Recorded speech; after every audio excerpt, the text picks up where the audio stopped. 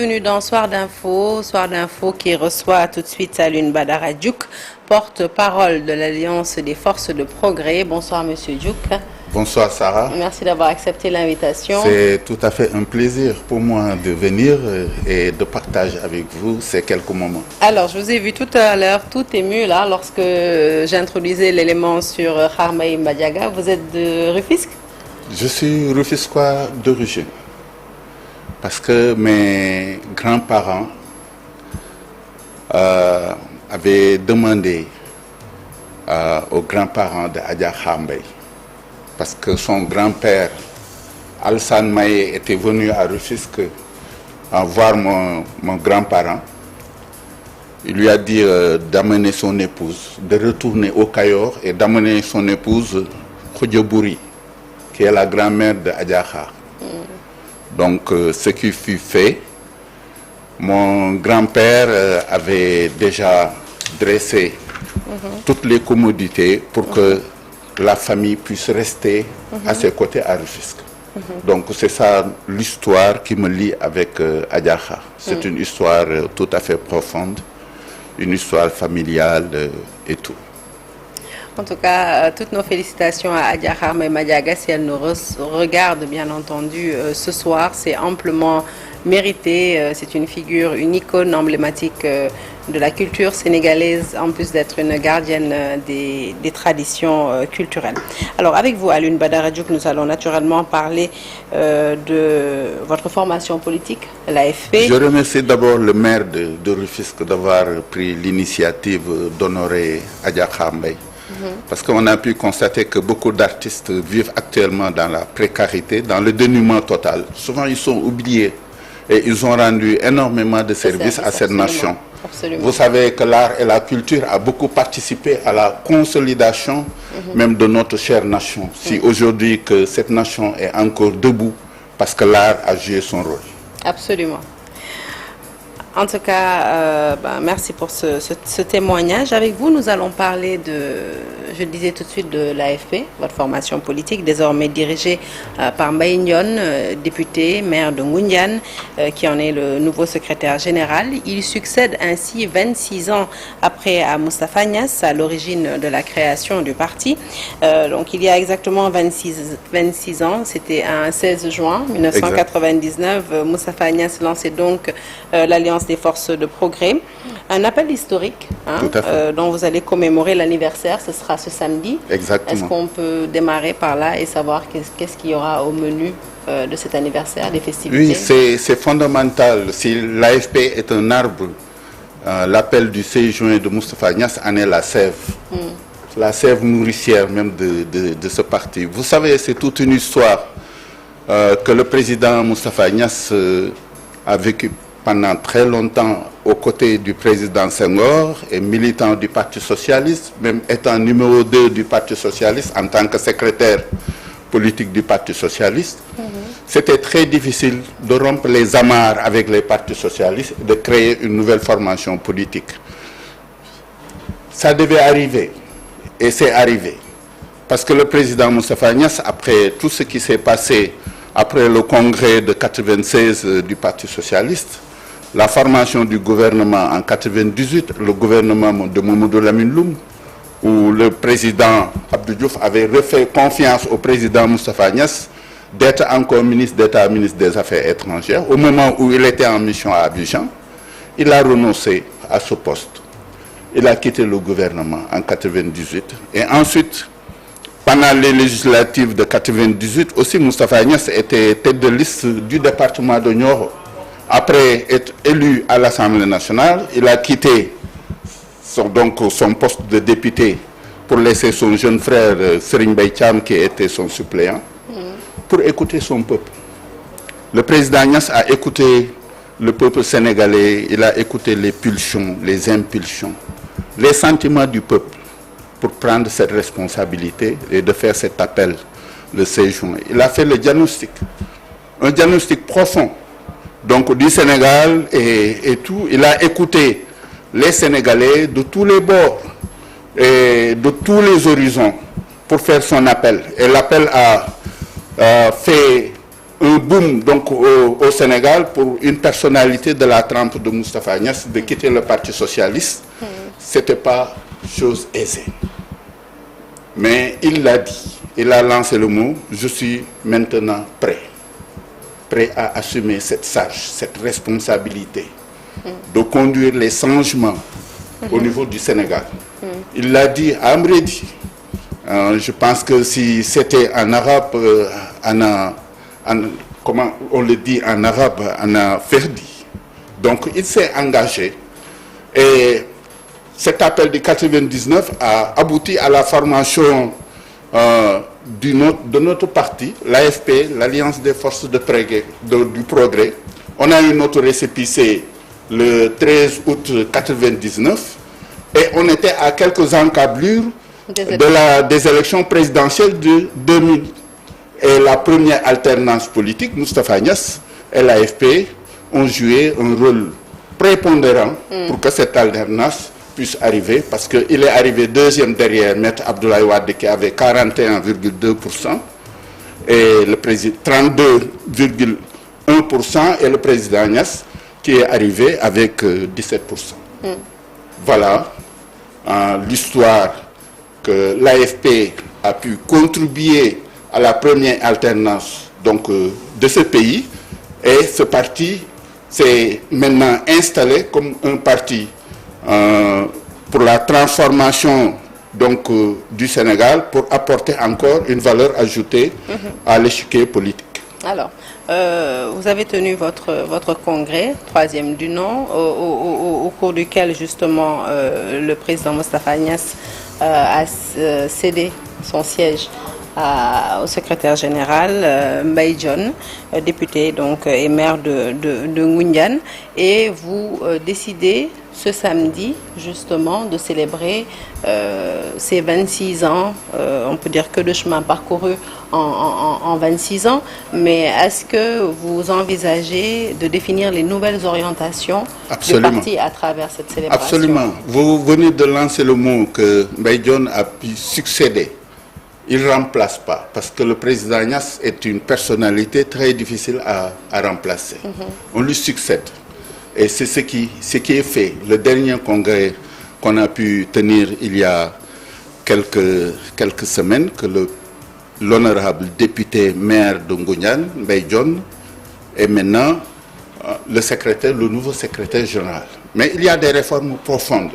Donc au niveau du congrès, c'est-à-dire de transformer les textes, même du parti, les statuts, le règlement intérieur, pour mettre en place un collège qui va diriger. Parce que de nos jours, on ne peut plus diriger nos formations politiques par la méthode verticale. Donc il y a l'horizontalité, qu'on mette les choses sur une table, qu'on puisse partager et discuter d'une manière participative et d'une manière dynamique, donc pour arriver à des consensus forts, donc pour améliorer les performances même donc, du parti. Donc le Congrès l'a dessiné d'une manière très claire, de nouvelles orientations, et ensuite on a défini une nouvelle stratégie donc, de conquête du pouvoir. Laquelle? Parce que justement en 26 ans, comme je l'ai dit, l'eau a coulé sous les ponts et on assiste aujourd'hui à une nouvelle configuration. Parce qu'on nous a toujours appelés les faiseurs de rois. Parce qu'en 2000, donc avec l'apport du président Niasse et de l'AFP, le président Abdoulaye Wade est arrivé au pouvoir. En 2012, le même scénario s'est posé. Donc nous avons appuyé le président Macky Sall pour qu'il arrive au pouvoir. Maintenant, l'AFP est face à son destin parce qu'on a revisité notre passé. Donc on a revu tout ce qui s'est passé, on a mis le rétroviseur et tout dans les perspectives actuelles pour l'avenir de ce pays. Je pense que l'AFP est déjà dans une bonne marche donc pour une alternative politique donc en 2029. Alors, on va faire avec vous un petit tour d'horizon de l'actualité nationale parce que j'ai vu également que vous alliez placer cet anniversaire, cette commémoration des 26 ans sous le thème de la situation économique et financière actuelle. Justement, quel regard portez-vous sur la situation économique Oui, parce que pour commémorer donc cet appel du 16 juin, donc l'AFP a mis un thème, la situation financière et économique actuelle du Sénégal, responsabilité et proposition de solutions, qui sera animé par le professeur Souleymane Astou Diagne, qui est économiste.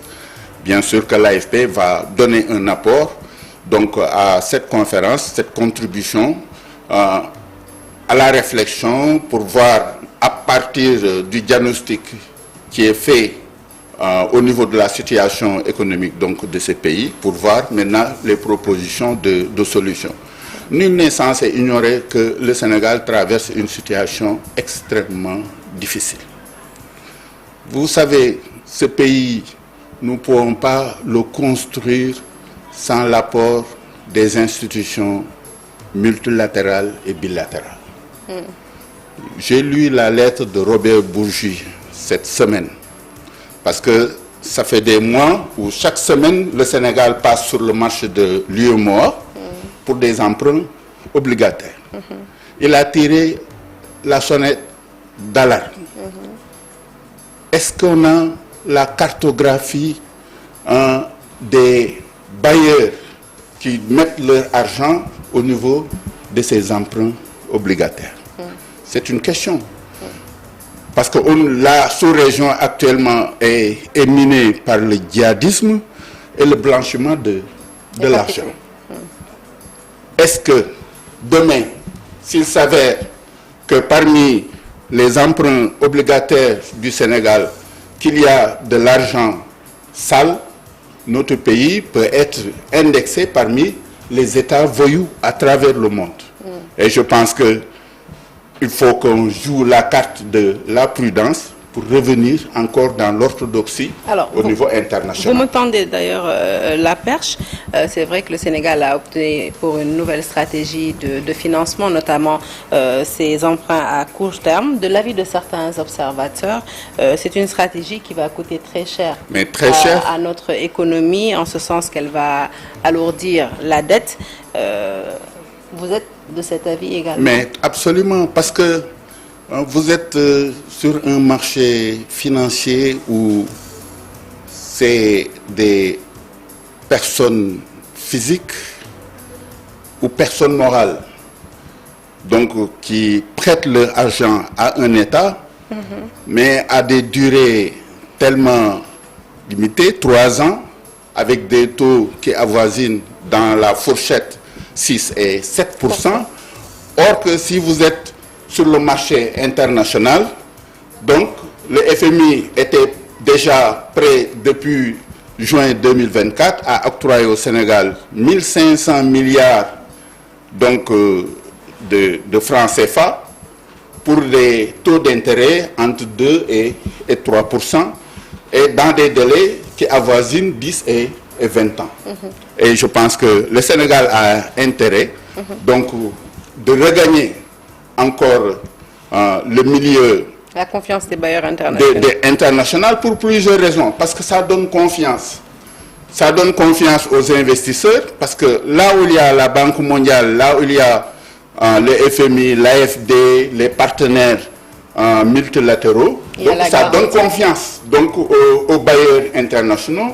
Surtout, il y a une concurrence maintenant entre les États pour voir là où je peux mettre mon argent et je peux le rentabiliser, je peux sécuriser mes investissements et ainsi de suite.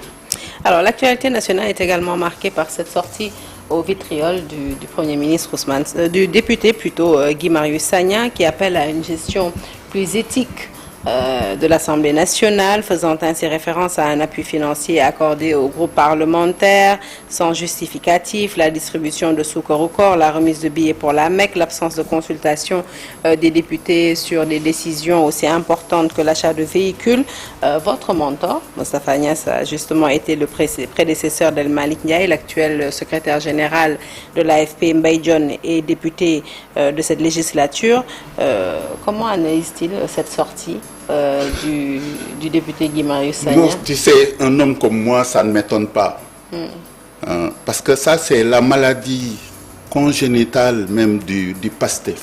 C'est la délation, la dénonciation, la calomnie. Ça, c'est une maladie congénitale qui les rattrape, même étant au pouvoir. Qu'est-ce qui est calomnie?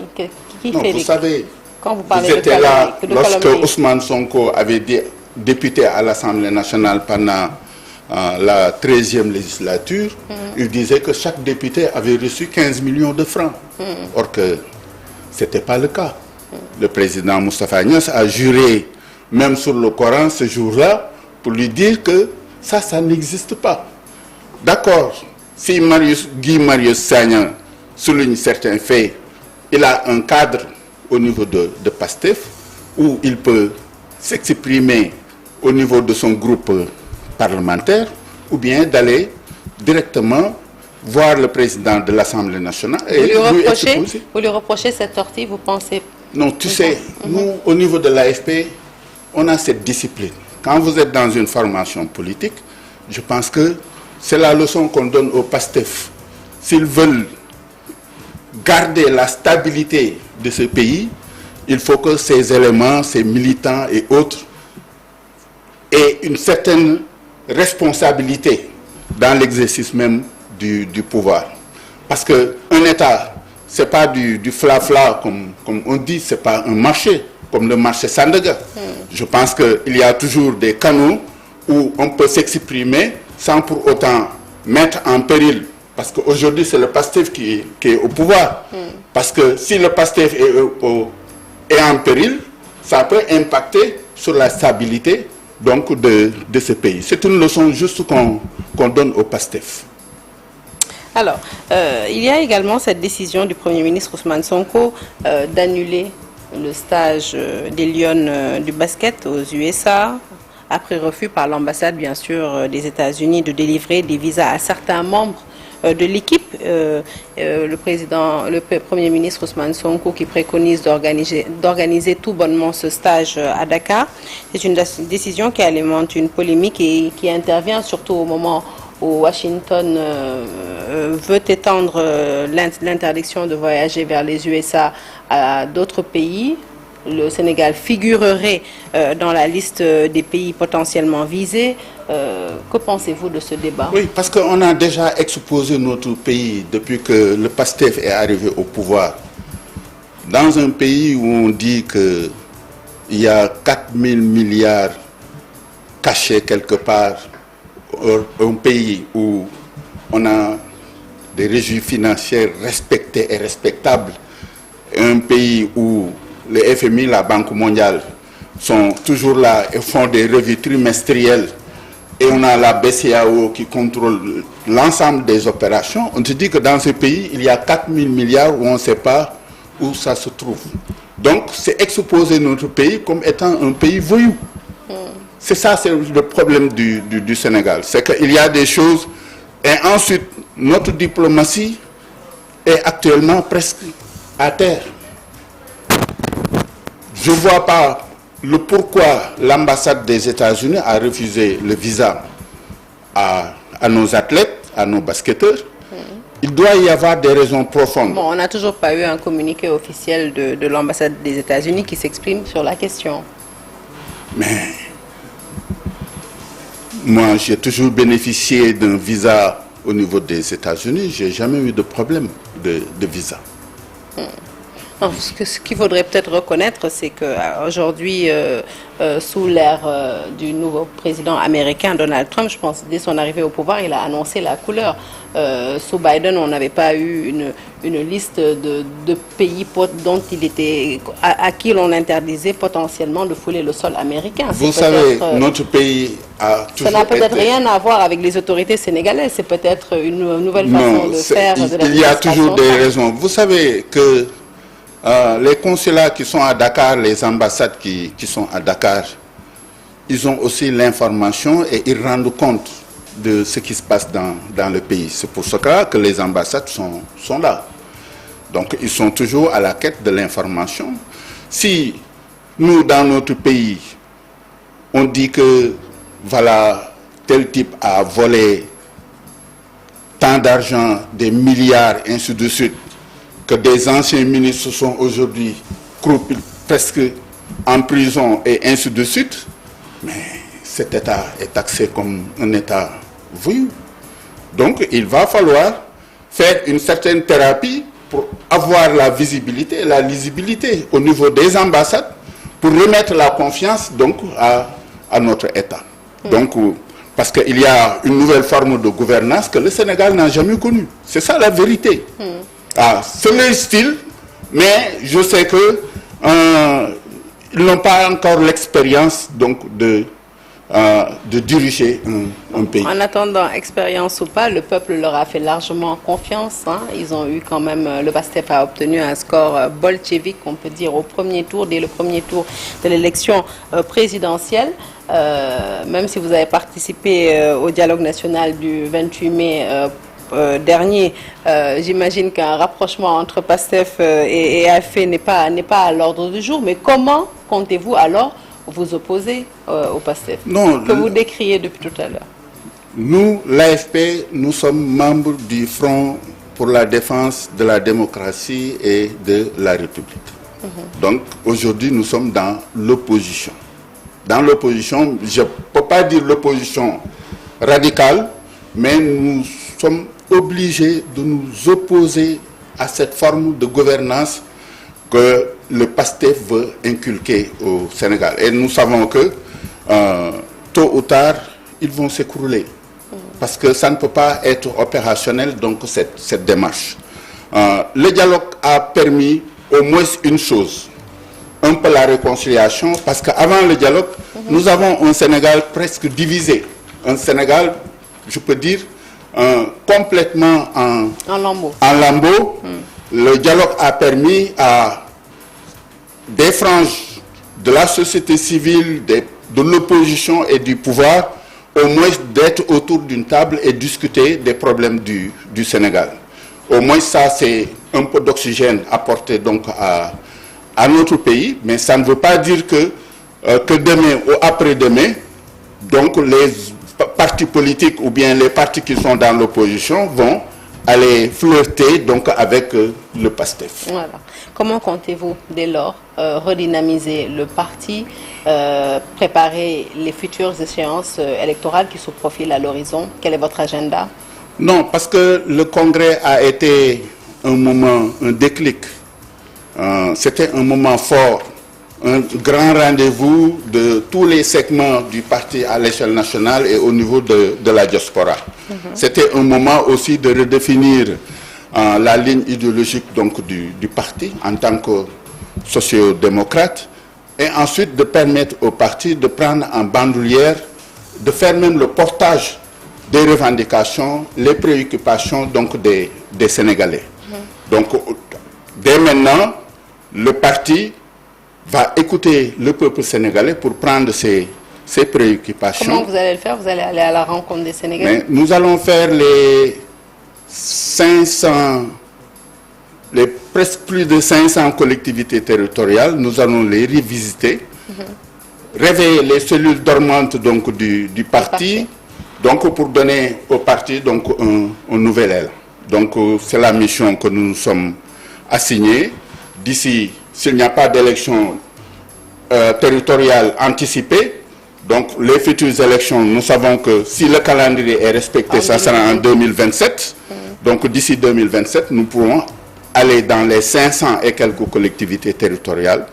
Donc pour refaire notre ancrage territorial donc, au niveau du Sénégal, battre campagne pour les élections territoriales à venir, parce que l'AFP ne peut plus accepter d'être remorqué par d'autres formations politiques. Parce que nous avons fait l'expérience des différentes coalitions, parce que depuis 2000, nous avons participé à cette coalition, nous avons fait cette évaluation. Aujourd'hui, c'est au tour de l'AFP de se positionner et de jouer ce rôle de locomotive au niveau de l'opposition pour préparer l'alternative politique en 2029. Parfait. Monsieur Alioune Badara Diouk, porte-parole de l'Alliance des forces de progrès, l'AFP qui fête donc 26 années d'existence ce samedi. Il les a fêtées depuis le 16 juin, mais les festivités, ce sera donc ce samedi à travers des rencontres et des débats.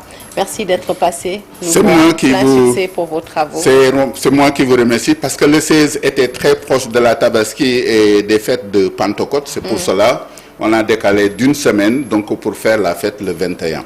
Merci beaucoup. Bonne fête. Merci bien. Merci à vous de nous avoir suivis. Excellente suite de programme en notre compagnie et bon début de week-end à toutes et à tous.